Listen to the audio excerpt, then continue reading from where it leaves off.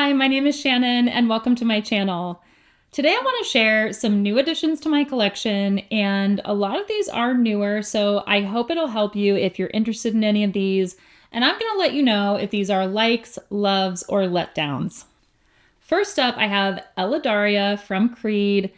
This got quite a bit of attention from a lot of women. This is a very traditionally feminine scent. There's this beautiful punch of lemon in the opening, so you get this kind of invigorating citrus, and then it becomes basically a musky rose. So you've got to like rose, a musky floral. I surprised myself by picking this up because it's kind of just a basic lady perfume. It's a basic feminine perfume, but I like the citrus in here. I actually really like the musk. And weirdly enough, if you've smelled MFK Aqua Universalis, they're very citrusy and musky, and I actually get that from this, plus some florals, plus some rose. So I'm enjoying this. So this is a big like for me. Next up, I have Colonia Nobile, and this is from Giardini di Toscana.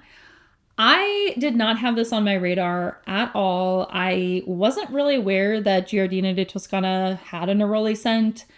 I am a huge neroli fan. If you do not know that about me, I am a huge neroli fan. So the price point of this perfume, I'm a fan of because Giardini di Toscana does not break the bank. And this is a beautiful, uplifting, kind of fluffy neroli. It's citrusy, but neroli's front and center. Neroli is the star of this fragrance. This perfume is actually a big love for me, and I'm again, just shocked at this discovery that I didn't know about it, but I'm so pleased with this purchase. Next up, I have Father Figure from Phlur. I know this is not new, but you know, I get influenced sometimes too. Okay, so Father Figure to me is a skin scent. It's a slightly woody, musky skin scent. Yeah. And you spray it on. Like, this is actually not a bad gym scent because it literally, like, by the time you come home from the gym, it's probably gone.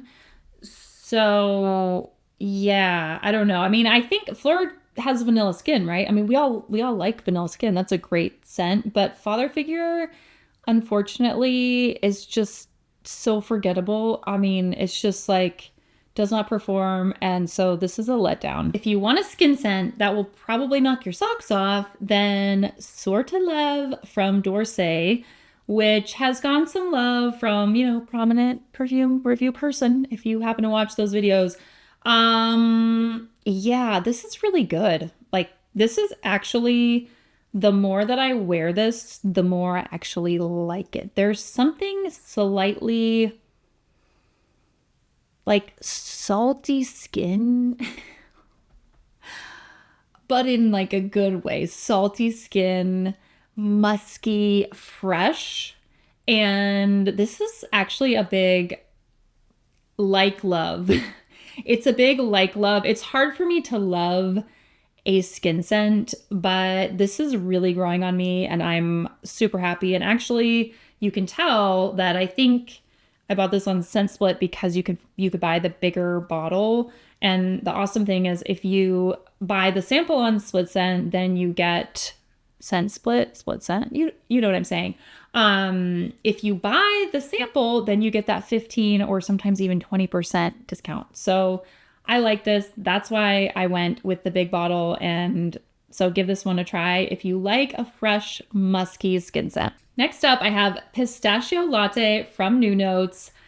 I kind of try to drag my feet when I see a pistachio perfume because in my mind, I think I already own, like, what could possibly be out there that I don't have? Do I really need this? And I really like this. I'm very happy with this purchase.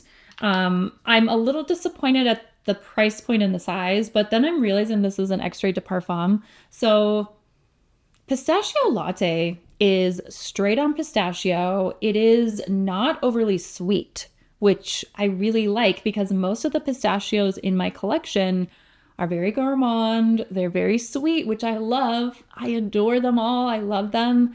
But Latte Pistachio is like that burst of like freshness with the pistachio. And it's working. It works for me. So this is a big, I want to use love sparingly, but it's a big like love. It's a strong like. Next up, I have Dark Rose from Octavia Morgan.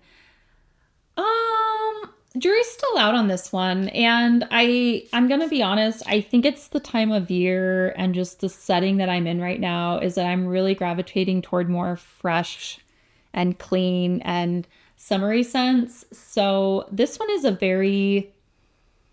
it smells very sweet, very strong, very dark, seductive, and sultry. I definitely like this. It smells very woody, actually. It's very sexy. I think I'm not pulling for this scent profile right now. So I'm happy that I ordered this. This was a blind buy. I do think it's a beautiful perfume, and I don't think that these are astronomical. I think this came from Ulta, but I think right now it's just a like. I'm going to have to wear it more probably in the right setting. And then also I have a lot of gorgeous like sultry rose perfumes. So I'm going to have to see like where does this rank? But right now it's a like, and I do think it's very beautiful. I think it's very sexy. But right now, I think it's just the wrong time of year. Have you guys tried this? Do you agree? Like, are you wearing this in the summer? It just seems a little bit heavy for me. Arquiste had a new release called Tropical, and this is a guava-centric perfume. I had zero expectation of buying this. I had zero expectation of liking this, but I was putting together my scent split cart and I was like, oh, I need like $5 more to get free shipping and then it's a wash. So I added in this sample of Tropical and I really like this a lot. This is a burst of guava in the opening. You have to like guava. And I grew up actually eating quite a bit of guava, so it's a very nostalgic smell to me. And I'm very particular about that smell because it is familiar to me. I didn't like guava granita. I thought that was too synthetic. I also didn't like guava sorbet. So this one is guava sweet, and then it becomes kind of like powdery and almost like it could be in your shampoo, like powdery sweet florals, like creamy florals, tropical florals with that guava. And it does dry down, like the guava does kind of burn off. But if you like guava, I'm actually not a big fruity perfume gal, but if you like guava, then I would check out Tropical from Arquiste because I'm really enjoying this for summer. This is a like for me. I think it's very seasonal for me, but it is, I think, a great release from Arquiste. This next perfume I sampled maybe a year and a half ago, and I was not enjoying white florals. I was not having them. I just was not interested. They just did not smell good to me. And this year I've really been leaning in. This is also supposed to be rapid fire. I'm like, let me give you my life story. So I'm talking about Fleur Burlesque, and this is really good. So I love this because there is an ambery base with the white florals, and I think it's a tuberose, or maybe it's gardenia. I can't remember. I'm getting like muddled white florals right now. It doesn't matter. It's gorgeous. I mean, you have to love white florals.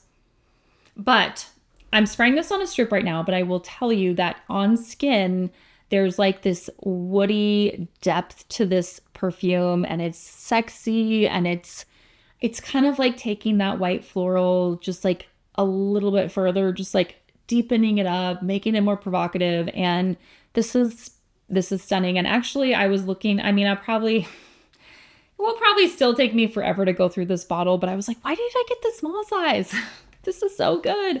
And this is another one that I don't think goes on sale because I think it's so popular. So this is a big love for me. I really, really love Fleur Burlesque. I think it's an amazing white floral execution. This next one is not really a new addition, but I never had the chance to really mention it. So I want to highlight Vetiver Tonka from Hermes.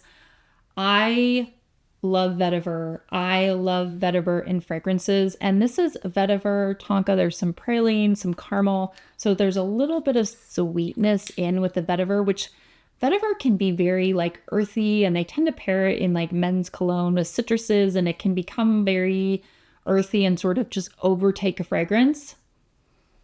Vetiver Tonka is perfectly balanced. It's vetiver front and center with that tonka, with that sweetness. This is beautiful on skin. I tested this pretty extensively, and I used to have Fat Electrician by L'Orchestra, Latte Libre. Almost botched that, but I used to have that perfume. There's something synthetic there that wasn't working for me. So Vetiver Tonka is gorgeous. It's stunning. I love this fragrance. If you are a vetiver fan, then you need this. Longevity is not great, which sucks, right? So I hope they come out with an eau de parfum, because this is the EDT version. This is a love. This is an incredible fragrance.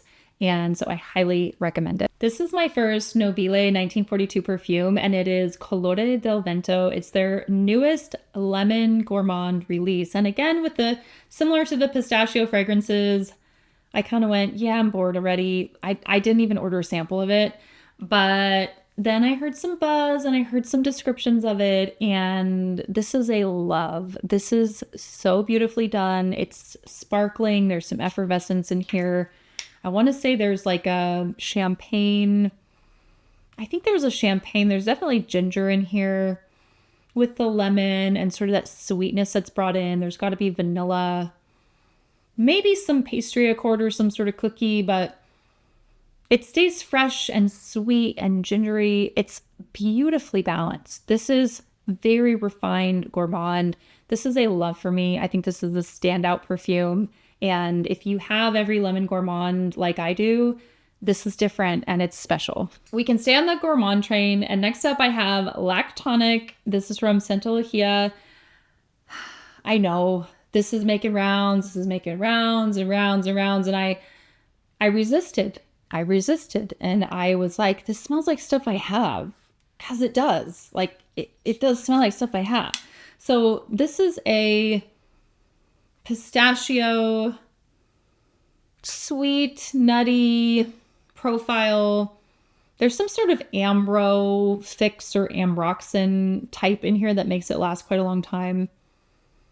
The DNA is not new, but I will explain myself. I will explain my purchase. It's a sweet, fluffy gourmand. It's light and airy, and I think for summer, and I still love my heavy, deep, dense gourmands, but I want to wear this stuff year round. I don't want to have to hang up my gourmands and my perfumes for summer or when it's hot. And this one to me, it's Lac.ton.ic. It's Lac.ton.ic, but it's wearable in hot weather for me personally. So I was like, you know what? I'm going for it. So added Lac.ton.ic to my collection, and I'm very happy. This is a like. I think it has to be a like only because it smells like other things I have. Like if you took, it definitely smells like the Sol Cheriosa, which I just highlighted in a gourmand video. It smells very much like that, but airier and lighter. So I might pull for this more when it's hotter weather. And then the Sol Cheriosa I would pull for if it was a little bit cooler out. 3 more to go. We are getting through it. So this is Beau from Liis. And this is probably one of the perfumes I have had a decant for and have tested and deliberated for the longest time. And I can explain why, which is this is a woody vanilla perfume, and it's beautifully balanced, really. It's very well done. Liis, I mean, you can tell from the bottle that they're just a very classy brand, and they're not overly offensive at all. But it is very dry sauna. Like I get a dry sauna type of wood, and that was challenging for me for quite some time. And it's also just that kind of wood chip sauna vibe is not something that I pull for very often. So I did wait and wait to get this.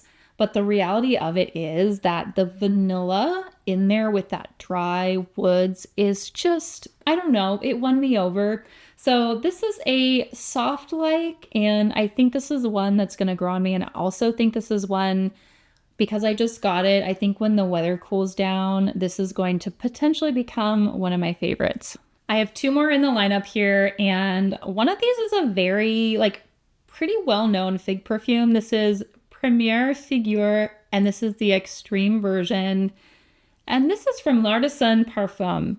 So you have to love fig. And I will tell you, so I tested the 80, I think it's the EDT version. This is the extreme version. So the differences with those two is that the EDT is very green in the opening. So this is the type of fig that's very creamy, and this one leans very much coconut. So it gives you that coconut accord with the fig. It's got the stems and branches and everything, but the EDT opens very green, and I was struggling with the opening of that fragrance. So the extreme version of this, it's almost like it just bypasses that opening, and it just works for me. It's not an overly sweet fig. It's definitely giving some of the leaves and stem in here. I like that it's dry. I like that I get a lot of like dry coconut with the fig. And to me, there's absolutely, I don't detect any fruits in here. It's just a very natural smelling perfume. And I think this is just captivating. It's different.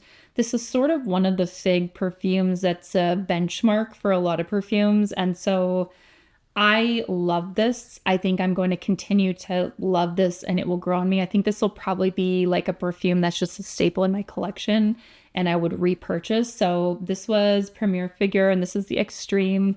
I really, really love this perfume. My last perfume for you guys is Ylang Nosy Bee. And I got a sample of this because it was hyped and, you know, I had to test it for myself. I had zero intention of purchasing this because I just did not think the notes were for me. I didn't think the sound of the scent profile was for me. But this is a dense Ylang. It's a dense and tropical floral, very heavy white, very heavy yellow florals. Oh, it's so beautiful.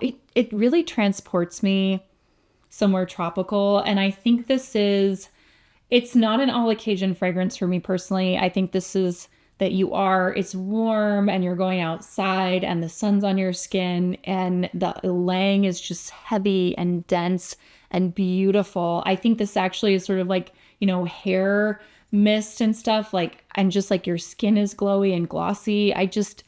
There's something very captivating about this fragrance. And this is Paris Monte Carlo.